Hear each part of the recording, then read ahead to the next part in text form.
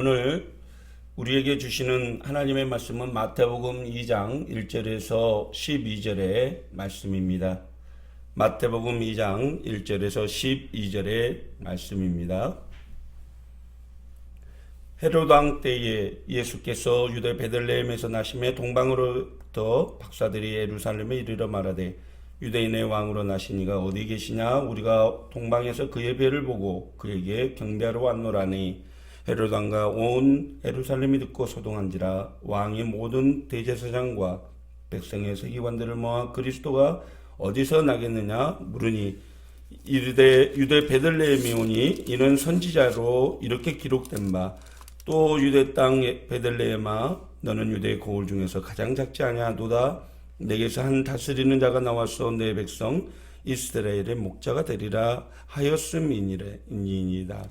이에 헤롯이 가만히 박사들을 불러 별이 나타난 때를 자세히 묻고 베들레헴으로 보내며 이르되 가서 아기에 대하여 자세히 알아보고 작가든 내게 고하여 나도 가서 그에게 경배하게 하라.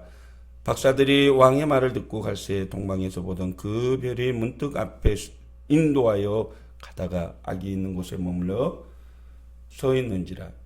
그들이 별을 보고 매우 크게 기뻐하더라. 집에 들어가 아기와 그의 어머니 마리아가 함께 있는 것을 보고 엎드려 아기께 경배하고 보배함을 열어 황금과 유황과 몰약을 예물로 드리니라. 그들은 꿈에 헤롯에게로 돌아가지 말라 지시함을 받아 다른 길로 고국에 돌아가니라. 아멘. 오늘 2020년 성탄절에 우리에게 주시는 하나님의 말씀의 제목은 별이 빛나는 밤에 라는 제목의 하나님의 말씀입니다. 여러분들은 이 별을 볼 때마다 어떤 생각이 나십니까? 별을 보여주시죠? 예. 어떤 사람들은 스타, 예. 야, 연예인, 유명한 연예인이 생각난다. 또 어떤 사람들 물어보면 장군, 군인들이 이렇게 생각난다라고 말하는 사람도 있습니다. 그렇죠. 군인들은 자신들의 로망, 스타가 되는 거, 장군이 되는 게 꿈이겠죠. 또 연예인 지망생들은 많은 사람들이 칭송하고 우러러보는, 그래서 알아봐주는 그런 유명한 스타가 되는 게 꿈일 것입니다. 그런데 여러분, 우리 인생 중에 가장 스타 중의 스타는 누구일까요? 어떤 사람들은 그 시대에 가장 빛난 연예인을 들먹이기도 하고, 어떤 사람들은 유명한 전쟁을 승리로 이끈 장군의 이름을 들먹이기도 하죠. 그러나 오늘 죄로 가득한 우리 이 땅을 사랑으로 감싸주시고 하늘의 별과 같이 우리를 빛나게 해주신 예수님이야말로 스타 중에 스타가 아닌가라는 생각을 가져봅니다. 할렐루야. 그렇습니다. 여러분, 예수님은 하나님과 우리와 사이에 가로막혔던 죄의 담을 자신의 육체로 허시고 그야말로 허물로 죽었던 우리와 하나님의 사이를 가깝게 이렇게 연결해 주신 분입니다. 그래서 우리가 하나님의 자녀가 되게 하고 하나님의 나라의 백성이 되게 하신 것이죠. 예수님이 아니라면 저와 여러분은 그야말로 그런 삶, 저런 삶을 살다가 그냥 죽어서 흙으로 돌아가면 묻힐 그러한 존재에 불과하다는 것입니다. 그런데 그런 저와 여러분을 하나님은 사랑해 주시고 예수님은 그런 나를 위해서 자신의 목숨을 대신 내주셨다는 것이죠. 그래서 스타 중에 스타는 누구냐? 예수 그리스도다. 할렐루야. 그 믿음으로 이 2020년 코로나 속에서 힘들고 어려운 우리의 상황이 희망으로 빛나기를 주님의 이름으로 축원합니다. 자, 그랬다면 예수님이 이 땅에 태어나셨을 때 예수님의 탄생을 가장 먼저 알았던 존재는 누구일까요? 어떤 사람은 양치는 목자가 아니냐, 또 어떤 사람은 동방박사 아니냐, 또 어떤 사람은 이 마리아가 머물렀던 그 마구간 주인이 아니겠냐, 뭐 이런 얘기들을 하는데, 여러분은 누구라고 생각하십니까? 오늘 본문에 그 정답이 나와 있다고 생각합니다. 바로 별이지요. 요즘 모르는 길을 찾아갈 때 우리는 내비게이션을 보고 찾아가는 것처럼 하늘 높이 떠오른 메시아를 상징하는 그 별을 보고 동방박사들이 아기 예수께 찾아갈 수 있도록 길을 안내했다는 것이죠. 그렇습니다. 이 별의 존재가 없었다고 한다면 감히 동방박사들은 아기 예수께 나아가 경배하는 일이 어려웠을 것입니다. 동방박사들은 누구일까요? 동방박사라는 원어의 해석을 풀어보면 마고이라는 헬라어 단어 속에는 별을 연구하는 전문적인 점성술사라는 의미를 해석할 수 있죠. 옛날 고대사회에서는 하늘의 별을 보고 천문을 관측하면서 기lum화복과 자연의 변화에 대해서 이렇게 예단하는 그런 전문적인 학자들이 있었다는 것이죠. 그래서 오늘 본문에 나오는 동방박사들도 팔레스타인 동쪽으로부터 하늘에 떠오른 큰 별, 기이한 별을 보고 유대인의 왕께 경배하러 먼 여행을 떠나 왔었던 것입니다. 그리고 그들은 예루살렘 성에 들어가서 유대인의 왕이 어디에 태어났습니까? 라고 질문하게 되죠. 그런데 여러분, 이 말 한마디가 온 예루살렘 성을 소란스럽게 만들었다라고 성경은 기록하고 있습니다. 왜 그럴까요? 이미 예루살렘 성에는 이 유대 땅을 통치하는 헤롯 왕이 있었기 때문에 또 다른 왕이 태어났다는 것은 그야말로 모반이지요. 그래서 많은 사람들이 소동을 일으킬 정도로 그렇게 혼란스러웠다는 것입니다. 헤롯 왕을 만난 동방박사들의 말을 들은 이들은 부탁을 하게 되죠. 아, 그래요? 그러면 그 왕이 태어난 곳을 알거든 좀 와서 일러주십시오. 우리도 가서 경배해야 될 거 아닙니까? 라고 동방박사들에게 얘기합니다. 실상은 그게 아니죠. 이게 모반이라면 빨리 뿌리부터 자르는 게 도리이기 때문에 헤롯 왕은 그 박사들에게 그렇게 부탁을 했던 것이죠.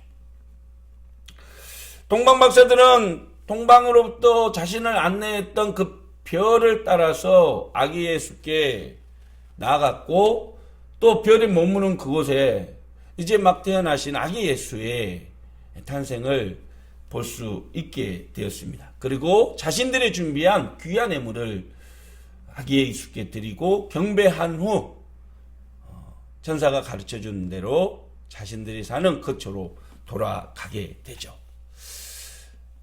2020년 성탄절을 맞이하는 우리에게 베들레헴에 비쳤던 그 큰 별, 또 박사들을 인도했던 그 별의 의미와 또 성탄의 교훈에 대해서 이 시간 함께 나눠보고자 합니다.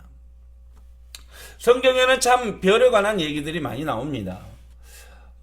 창세기 1장에 보면 16절에 하나님의 세상을 창조하실 때에 하늘의 별을 창조하셨다라고 직접 기록되어 있고, 또 창세기 15장에 보면 하나님께서 아브라함에게 그의 자손들이 하늘의 별과 같이 세울 수 없을 정도로 많게 해주겠다라는 약속의 말씀을 주시게 되죠. 그뿐만 아니라 창세기 37장에 보면 요셉의 얘기 중에서도 해와 달과 11별이 요셉에게 나와서 절을 했다라는 얘기로 기록되어 있습니다. 하지만 별에 관한 얘기 중에 가장 빼놓을 수 없는 얘기가 이사야 42장 5절 말씀으로 이스라엘을 구속할, 아니 이 땅의 모든 백성들을 구원할 메시아가 별처럼 오게 될 것이다, 빛나게 될 것이다 라고 표현하고 있죠. 이사야 42장 5절 말씀 우리 같이 한번 보겠습니다. 나 여호와가 의로 너를 불렀은즉 내가 내 손을 잡아 너를 보호하며 너를 세워 백성의 언약과 이방의 빛이 되게 하리니. 예. 다시 말해서 이 땅에 오실 메시아는 모든 민족을 구원하는 스타가 된다라는 말이죠. 그런데 놀랍게도 예수님이 이 땅에 오셨을 때 자신을 가리켜서 세상의 빛, 세상의 스타라고 분명하게 말씀하셨다는 사실입니다. 우리 하나님의 말씀 함께 보시죠. 요한복음 3장 19절의 말씀입니다. 그 정죄는 이것이니 곧 빛이 세상에 왔을 때 사람들이 자기 행위가 악함으로 빛보다 어둠을 더 사랑하는 것이니라. 악을 행하는 자마다 빛을 미워하여 빛으로 오지 아니하니 이는 그 행위가 드러날까 하며 진리를 따르는 자는 빛으로 오나니 이는 그 행위가 하나님 앞에서 행한 것임을 나타내려 함이라 하시니라. 예수님은 세상이 영적으로 어둠에 놓여 있다라고 말씀하십니다. 하나님의 아들이 세상을 구원하시기 위해서 이 땅에 왔음에도 사람들은 자신들의 행위가 드러날까봐, 거짓이 드러날까봐 두려워서 빛이신 예수님께 나오지 않는다라는 것이죠. 다시 말해서 자신들의 악행이 드러날까봐 구원자이신 예수님을 안 믿는다는 말입니다. 그러나 빛이신 예수님께 나오는 사람들은 예수님과 친밀한 교제를 나눌 수 있고 우리 안에 어둠이 물러가고 죄의 권세에서 벗어나 하나님의 자녀가 된다고 말씀하고 있죠. 할렐루야. 우리 요한복음 1장 9절의 말씀입니다. 참빛 곧 세상에 와서 각 사람에게 비추는 빛이 있었나니 그가 세상에 계셨으며 세상은 그로 말미암아 지은 바 되었으니 세상에 그를 알지 못하였고 자기 땅에 오매 자기 백성이 영접하지 아니하였으나 영접하는 자 곧 그 이름을 믿는 자에게는 하나님의 자녀가 되는 권세를 주셨으니. 할렐루야. 그렇습니다. 하나님은 예수님을 영접하는 자 곧 그 이름을 믿는 자들에게는 하나님의 자녀가 되는 권세를 주십니다. 이 권세를 다른 말로 표현하면 상속권이라고 말씀할 수 있죠. 즉 하나님을 아버지라 부를 수 있고 하나님의 나라를 상속받는다라는 의미입니다. 그렇습니다. 예수님은 우리가 하나님께 나갈 수 있는 유일한 길, 하나님의 자녀가 되는 유일한 길인 것이죠. 우리가 그 길을 통해서 하나님께 나아갈 때 비로소 우리는 새로운 생명을 얻게 된다는 것입니다. 2000년 전 동방의 박사들을 인도했던 그 밤하늘에 반짝이는 별처럼 오늘도 예수님은 수많은 죄악의 죄악의 길에서 나오게 하시고 생명의 길로 인도하는 반짝반짝 빛나는 세상의 스타라는 말입니다. 2000년 전 억압과 고통 속에 살아갔던 이스라엘 백성들에게 희망을 주시기 위해서 오셨던 것처럼 지금도 코로나19로 좌절과 절망에 빠져있는 이 땅에 새로운 희망의 빛을 비추는 단 하나의 구원의 이름, 바로 예수 그리스도라는 사실입니다. 저는 목회를 하면서 가장 싫어하는 단어들이 있는데 바로 낙심, 좌절, 절망이라는 단어입니다. 낙심이라는 단어는 기대하는 일이 이루어지지 않아서 마음이 상한 상태를 의미하는 것이죠. 많은 사람들이 코로나 백신이, 코로나 치료제가 만들어지지 않으니까 낙심하게 되는 겁니다. 자기가 바라고 원하는, 간절히 소망하는 일이 이루어지지 않으니까 마음이 상해버린 거죠. 그런 상태를 말 그대로 밥맛이 없는, 살맛이 안 나는 그런 상태라고 말할 수 있죠. 요즘 코로나로 인해서 참 살맛이 안 난다라고 말하는 사람들이 참 많은 것 같습니다. 어떤 이는 이제 교회에도 희망이 없는 거 아니냐, 더 이상 예수 그리스도가 구원자라고 호칭되기에는 온 세상이 너무 절망적이지 않냐라고 말하는 분들도 있죠. 그러나 우리에게는 언제나 우리를 희망으로 인도하고 우리에게 희망의 빛을 비추는 예수 그리스도가 언제나 우리와 함께 한다는 사실을 믿으시길 바랍니다. 절망을 희망으로, 낙심을 기대로, 한숨을 기쁨으로 나오게 하는 예수 그리스도, 그분이 우리를 언제나 희망의 빛으로 인도하고 계심을 믿으시길 바랍니다. 할렐루야. 그렇습니다. 여러분, 세상을 바라보면서 환경에 일희일비하지 마십시오. 어떤 때는 즐겁다가, 어떤 때는 고통스럽다가, 어떤 때는 좌절하다가, 어떤 때는 절망하다가, 어떤 때는 그저 즐거움을 갖는, 그래서 환경의 변화에 순응하여 따라가다 보면 결국 좌절과 절망 속에서 희망을 발견하지 못하게 된다는 겁니다. 여러분, 상황은 항상 달라질 수 있습니다. 환경은 변화될 수 있습니다. 지금처럼 예배를 자유스럽게 드릴 수 없는 때도 오게 된다는 말입니다. 그러기에 우리는 오직 세상의 빛으로 오신 그 예수님만 바라보고 나아가는 것이죠. 환경은 두렵지 않습니다. 환경은 어떻게 또 변할 수 있습니다. 하지만 우리가 바라보는 생명의 떡, 그분은 언제나 그곳에 언제나 우리와 함께 하십니다. 예수님을 따라가며 예수님과 동행하는 저와 여러분이 되시기를 축원합니다. 그것이 우리가 희망을 얻을 수 있는 길이고, 그것 때문에 예수님이 이 땅에 오신 것입니다.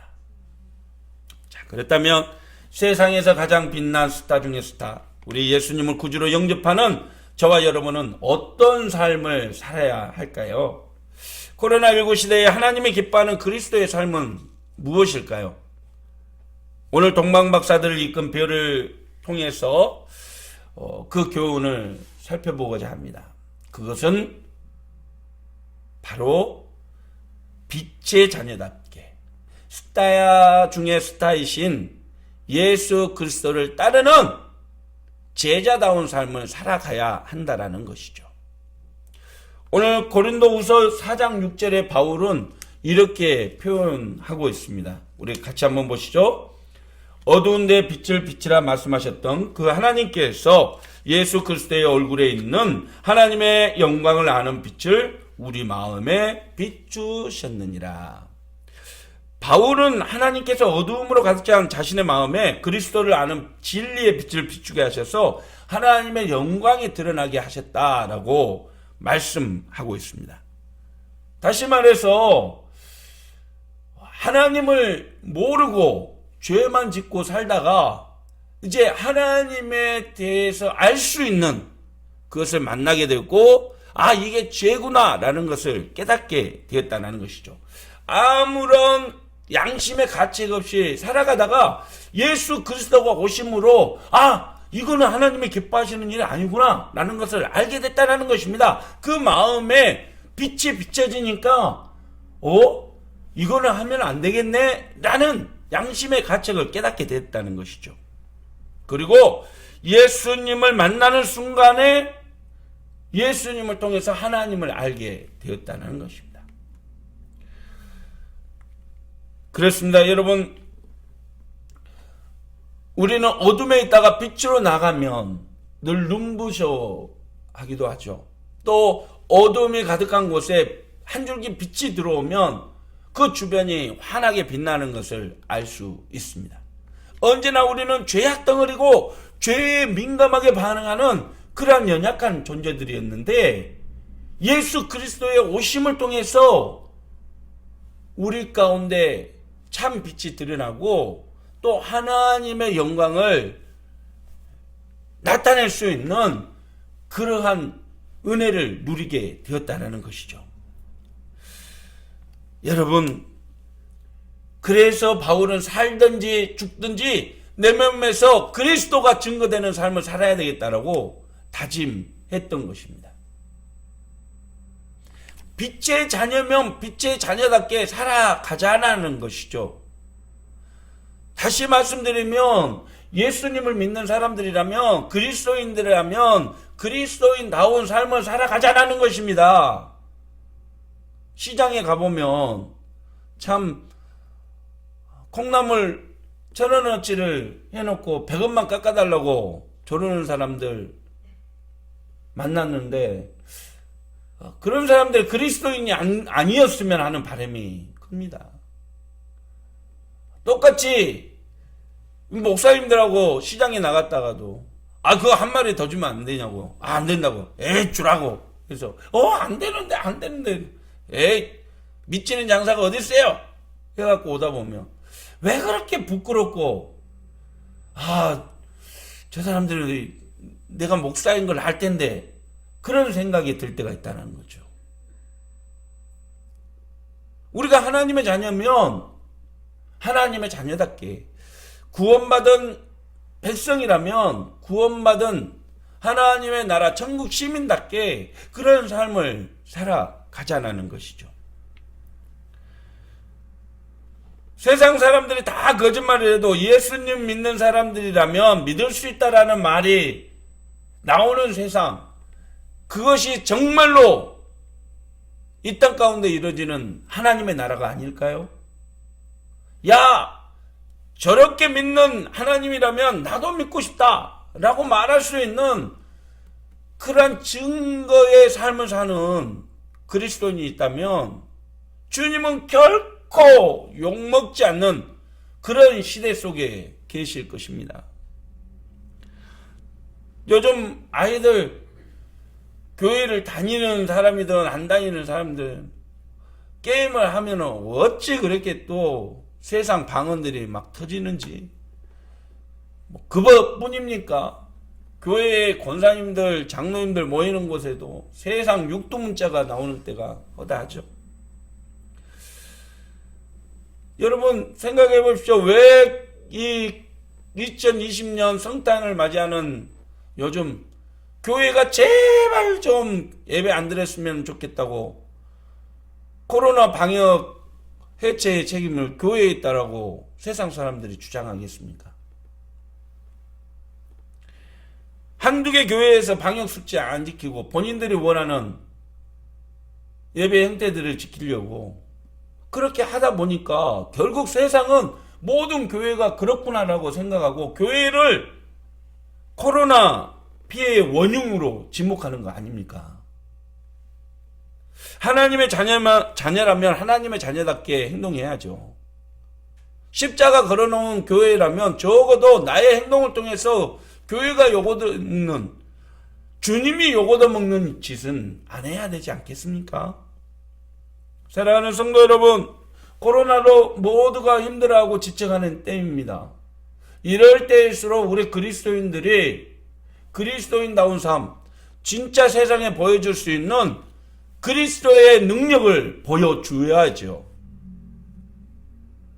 많은 사람들이 선별진료소에 갖고 줄을 서는데 정말 힘들고 어려운 사람들 있으면 먼저 자기 자리를 내어줄 수 있고, 어려운 이웃들에게 그리스도의 사랑을 작게나마도 보여줄 수 있는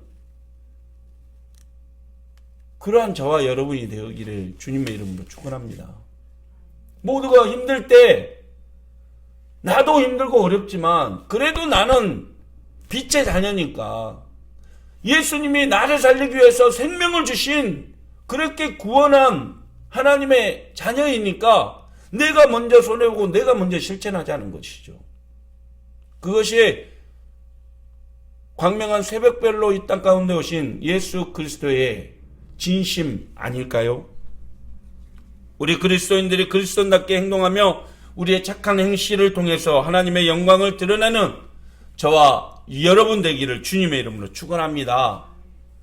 저와 여러분을 통해 세상 사람들이 그래도 교회는 다닐만 하다야,